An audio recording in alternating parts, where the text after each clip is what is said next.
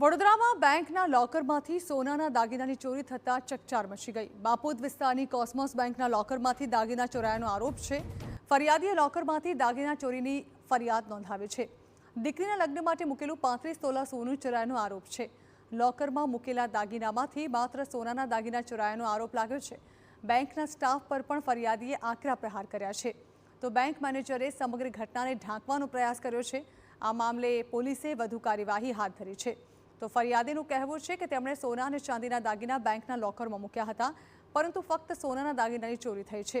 બેંકનું લોકર કોઈ ખોલી કેવી રીતે શકે તે અંગે પણ સવાલ ઉઠી રહ્યા છે।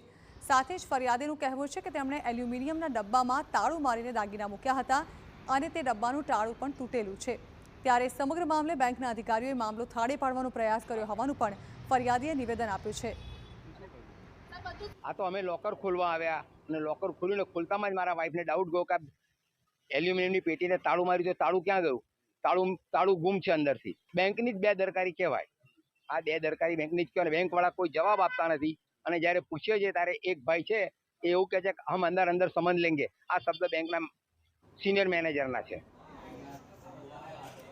ગ્રાહકનો આક્ષેપ છે કે સોનાની નગડીઓ, બંગડીઓ, ચેન, પેન્ડેન્ટ, બ્રેસલેટ અને 10 સિક્કાની ચોરી થઈ છે। ત્યારે સમગ્ર મામલે બેંક મેનેજરે મીડિયાને ગોળ જવાબ આપ્યો છે। બેંકના મેનેજર જાણે કે આખી વાતને ઢાંકવાનો પ્રયાસ કરતા હોય તેમ નજરે પડ્યા અને પોતાનું નામ જણાવવાનો પણ ઇનકાર કર્યો।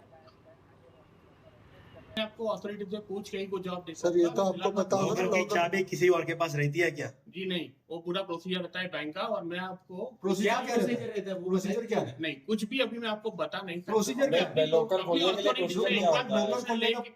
मैं अपनी अथॉरिटी से एक बार परमिशन लेके आपको कुछ बता पाऊंगा। लोकर खोलने का प्रोसीजर क्या मैं आपको अपनी अथॉरिटी से बात करने के बाद ही कुछ आपको आंसर दे पाऊंगा। आपका नाम? मैं आपको अपनी अथॉरिटी से बात आपका नाम तो बताओ।